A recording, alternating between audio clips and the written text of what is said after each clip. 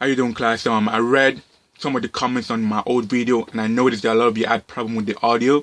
So I'm making this new video to kind of help you guys out, because I think it's kind of unfair for you guys to watch the video and not be able to interact with the information I'm trying to give out. And I'm still doing my book report on Profit Out of People, Neoliberal and Global Order by Noam Chomsky. And like I said previously, this book really is in a criticism of neoliberalism, economic liberalization, globalization, and the Washington Consensus. It's more a criticism of how we've chosen to use and interact with these ideas and ideals. And the most important part you want to take away from this is the idea of trickle-down control. And trickle-down control can be summarized in the idea of protect the minority of opponents against the majority. And the minority of opponents in this sense are the people who control the capital, which are the very wealthy individuals, maybe the 1%, and corporations. And majority in this sense is any group of people, any group of individuals that don't fall into those two previous categories I just mentioned. And the agenda they're trying to push isn't necessarily beneficial to everybody, or I think the benefits are very imbalanced, given the cost and the burden that people actually have to carry on. And now let's talk about the Washington Consensus. And the Washington Consensus is really an idea being pushed on developing countries by developed countries. And the Washington Consensus is the idea of breaking down trade barriers, free flow of capital, market-centric pricing, property and legal rights, and so on and so forth. And there's a big contradiction between the ideals that we espouse about the Washington Consensus and how that ideas actually operate in the real world. And now let's talk about democracy.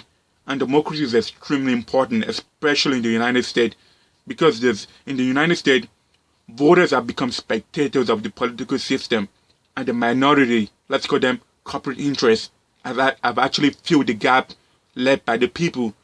And these minorities, these have led to corporatization of our democracy, and a large influx, and actually push a large influx of capital into our democratic system. And corporatization of our democratic system means corporate interests and special interests actually writing the law, actually influencing politicians to pass policies that benefit them to the detriment of the people. So we should actually pay very close attention to that. And there's a big split, a big gap between public views and public policy. And public views are, for example, if you survey a group of people or a group of voters and you ask them their views on particular issues, and you try to see the how much people favor that issue and how much people don't favor that issue, and what they want and what they don't want. And public policy is what actually our elected official pass, the laws and the policies they actually pass. And there's a big gap between what the public view and the public policy, which is a very big problem, especially in a democratic system that we say we have. And now let's talk about information and the media. And information is extremely important in a democratic system, because of whoever controls information in a democratic system can control a lot of things. And our media have become extremely polarized and extremely entertainment driven. And for the most, we actually have this idea of what we call talking point news. And talking point news is more like propaganda than news, but we still push that as news. And then there's also a big conflation of democracy with capitalism. While democracy and capitalism are actually very similar, they're different. But we blur the line between capitalism and democracy, and the idea of manufactured consent actually comes into play. And the manufactured consent is a subversion of the will of the people for the economic gains of corporate interests. And corporate interests will actually attack democratically popular views if it doesn't align with their own interests or their own views. Now let's talk about public interest and private interest. Public interest for the most part is for the good of the people, and private interest is actually for the good of a specific group. And corporate interest is a form of private interest. And public interest is always accountable to the public, but private interest or corporate interest isn't necessarily accountable to the public. It's only accountable to the bottom line, whatever that bottom line might be. And when you have corporate interests writing the law and influencing laws and influencing our democratic process, the problem of accountability becomes very huge, because corporate interest isn't accountable to the public. So with the public, there's actually a big problem, because the public, we can actually hold our government accountable. We can hold them less accountable as we probably should have. Now let's talk about corporate interest. And corporate interest is actually writing the laws, like I've said previously. Not only do they control how the economic pie is made, they're trying to control how the economic pie is being distributed.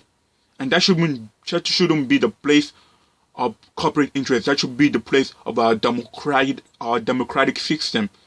And now, under corporate interest, people and profit kind of blur the line a little bit. There's not that much. There's less distinction under corporate interest, but that shouldn't be the place. It should be the place of our democratic system to actually draw the line and draw this distinction between people and profit. And now, with the fact that now that we're pushing economic liberalization, it actually comes with a lot of social costs, and the social costs and the burden of the social costs is actually being pushed more on the people, both in developing countries and developed countries. And this social costs include stuff like human rights, workers' rights, economic inequality, environmental issues, and job insecurity. And corporate interest isn't equipped to actually deal with this kind of social cost. That should be the role of the government or our democratic system.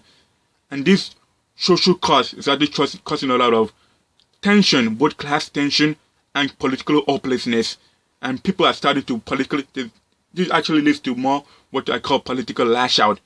And a good example of a political lash out is the candidacy of Donald Trump. And Donald Trump is very popular in his view, but he's a fascist in a way sense. I think he's a fascist. That's a personal opinion, but I'll leave politics out of this. And that's why I always say at the end of this, after you finish listening to this video, if you listen to this video and you read this book, the most important takeaway you should take away from this is the fact that we have to be active in our democracy. The more active we are in our democracy, the more we can actually influence these ideas and actually help steer the debate in the right direction instead of just lashing out politically. And thank you for that. Hope you guys enjoyed the video and there's no problem with the audio here.